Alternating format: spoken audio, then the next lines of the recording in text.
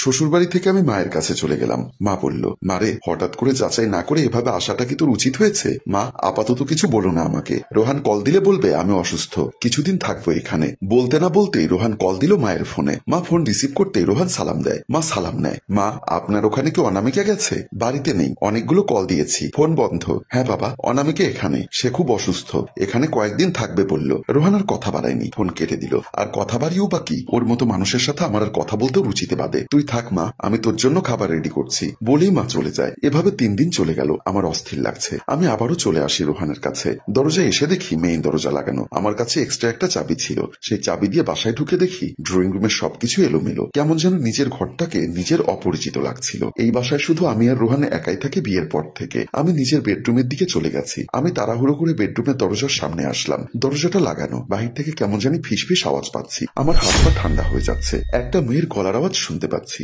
জোরে একটা নিঃশ্বাস নিয়ে দরজাটা খুলে ফেললাম। তড়িঘড়ি করে ভেতরে ঢুকে যাই। খাটের পাশে গিয়ে দেখি এসি ছেড়ে কম্বল গায়ে দিয়ে ঘুমোচ্ছে রোহান। কি যে মায়া লাগছে দেখতে। আর ফিসফিস আওয়াজটা আসছিল বেডরুমের টিভি থেকে। টিভি ছেড়ে রোহান ঘুমিয়ে গেছে। যাক, বুকের মাঝে অনেক বড় পাথর বেঁধেছিল, তা সরল। কিন্তু রোহান তো ধোয়া তুলসী পাতা না, তা তো আমি জেনে গেছি। রোহানকে দেখতে খুব নিষ্পাপ লাগছে। ইচ্ছা করছে পাশে গিয়ে বসে মাথায় হাত বুলিয়ে দেই। কিন্তু এত ভালোবাসার মানুষটার প্রতি আমার অনেক ভয় ঘৃণা কাজ করতে শুরু করেছে। হঠাৎ ঘুম ঘুম চোখে চোখ কষলে রোহান বলল, আরে অনামিকা, তুমি কখন এলে? আমায় ডাকছো না কেন? এই তো মাত্র। কেমন আছো তুমি? আর এই কদিন কেমন ছিলে? কি হয়েছে তোমার বলো তো? শরীর খারাপ? হ্যাঁ, কিছুটা খারাপ। গত কয়েকদিন ঘুমোতে পারিনি ভালোভাবে, আর শরীরটা এমনি ভালো লাগছে না, তাই মায়ের কাছে চলে গেছিলাম। কথাগুলো বলতে না বলতেই কেমন যেন গা গুলিয়ে বমি আসছিল। দৌড়ে ওয়াশরুমের দিকে চলে যাই। ওয়াশরুম থেকে বের হলাম। শরীরটা খারাপ লাগছে, কেমন যেন ভার ভার লাগছে, মাথা ঘুরোচ্ছিল। বেবি টেস্টের স্টিক দিয়ে এমনকি রেগুলারের মতো টেস্ট করে দেখি, জানি পজিটিভ কিছু না, তবুও কিন্তু আমি নিজের চোখকে বিশ্বাস করতে পারছিলাম না।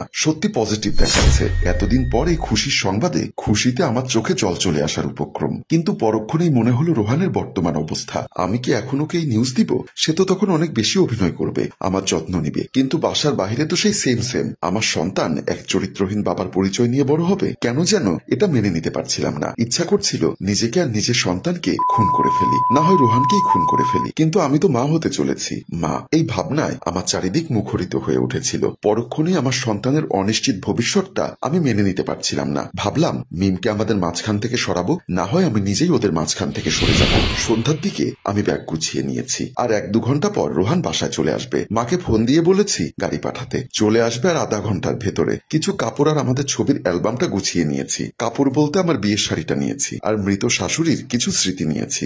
ড্রাইভার আসতে আসতে ভাবলাম একটা চিঠি লিখে ফেলি। কি লিখবো বুঝতে পারছিলাম না। বুকের ভেতরটায় একটা বিরাট আকারের পাথর জমে আছে, প্রকাণ্ড বরফের মতো। একটা খোঁচা খেলেই যেন পানির বন্যা বেরিয়ে আসবে। কোন রকম লিখলাম, ডাইনিং টেবিলে রেখে চলে যাব। আমি ব্যাগ নিয়ে বের হয়ে যাই। রাতে রোহান আসে, আর রুমের দিকে যেতেই কাগজটি দেখে। সে কাগজটি হাতে নেয়। তাতে লেখা আছে, রোহান, তোমাকে সারা জীবন আমার আগের রোহান হিসাবেই দেখতে চেয়েছি। জানি না আমার কি অজ্ঞতা, যার জন্য তোমায় অন্য নারীর সঙ্গ খুব দরকার হয়। ভালো থেকো রোহান। তোমার আর মিমের মাঝখানে কাটা হয়ে থাকতে চাই না। আমার এই তিলে তিলে গড়ে নেওয়া ভালোবাসার সংসারটা তোমার সুখের কাছে বিলিয়ে দিলাম। তোমার অনামিকা। লিখার অধিকার হয়তো আর নেই। ইতি অনামিকা। লেখাটি পড়েই রোহান এক মুহূর্ত না দাঁড়িয়ে বের হয়ে যায়। বাড়িতে এসে বেলকনিতে একা একা দাঁড়িয়ে আছি। হঠাৎ পেছন থেকে খুব জোরে জোরে শ্বাস নেওয়ার শব্দ, আর সেই খুব চেনা ঘ্রাণ পেলাম। ফিরে তাকাতে খুব ইচ্ছা করলেও ফিরে না তাকিয়ে আগের মতোই দাঁড়িয়ে রইলাম। হঠাৎ পেছন থেকে এসে জোরে জড়িয়ে ধরল রোহান। তখনও সে হাঁপাচ্ছে। আমার চোখ দিয়ে টপ টপ করে নীরবে পানি পড়ছে। কেউ কোনো কথা বলছি না। কতক্ষণ এভাবে চুপচাপ দাঁড়িয়েছিলাম জানি না। নীরবতা ভাঙল রোহান। কি হয়েছে তোমার? পাগল হয়ে গেছো?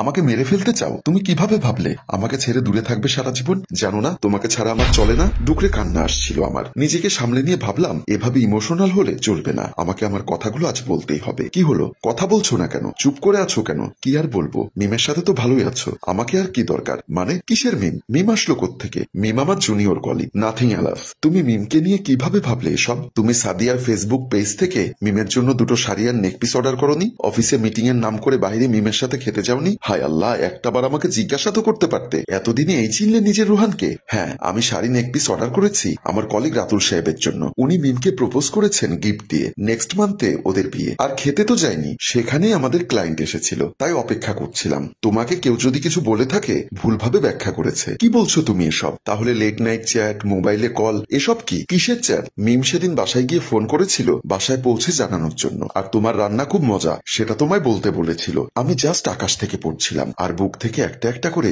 বিশাল বিশাল পাথরগুলো নেমে যাচ্ছিল। কিন্তু তোমার মোবাইলে একদিন একটা মেসেজ এসেছিল রাতে, আমি দেখেছিলাম। আরে পাগলি, সেটা আমিও জানি না কার নাম্বার, আমি আর পাত্তা দেইনি, ডিলিট করে দিয়েছিলাম। বাজে মেসেজ, যেন তুমি দেখে আমায় ভুল না বোঝো। কথাগুলো আমি পাগলের মতো শুনছিলাম আর অঝরে কেঁদে যাচ্ছিলাম এই ভেবে যে একটু একটু করে মনের সন্দেহের জন্য কত বড় ভুল সিদ্ধান্ত নিতে যাচ্ছিলাম। শুধু কেঁদেই যাচ্ছি তো কেঁদেই যাচ্ছি। নিজেকেই ঘেন্না হচ্ছিল রোহানকে এভাবে ভুল বোঝার জন্য। হঠাৎ কোনো কিছু না ভেবে মনের সব সংকোচ ফেলে দিয়ে শরীরের সব শক্তি দিয়ে জড়িয়ে ধরলাম রোহানকে। মনে হচ্ছিল সেই মুহূর্তে এই পৃথিবীর সবচাইতে সুখী মানুষ আমি। আমার আর কিচ্ছু চাই না। হঠাৎ মনে পড়ল, না চাইলে কি হবে, আল্লাহ তো নতুন অতিথি পাঠাচ্ছেন আমাদের ঘরে। রোহান আমাকে জড়িয়ে ধরে আমার চোখ মুছিয়ে দিয়ে বলল, আরে পাগলিটা কান্না করে কেন? আর কখনো এমন পাগলামি করো না লক্ষ্মীটি। মনে যাই সন্দেহ হোক আমায় জিজ্ঞাসা করো, কথা দিচ্ছি কোনো অপরাধ করলেও অকপটে স্বীকার করব তোমার কাছে। আমি চোখ মুছতে মুছতে মুখ তুলে তাকিয়ে বললাম, একটা গুড নিউজ আছে, কিন্তু তোমায় না বলে চলে এসেছিলাম। এখন বলতে চাই, কিন্তু বকা দিবে না বলো? আচ্ছা বাবা বলো, আগে শুনি। আর বেশ কয়েক মাস পর তুমি হয়তো কোলে একটা গিফট পেতে যাচ্ছ।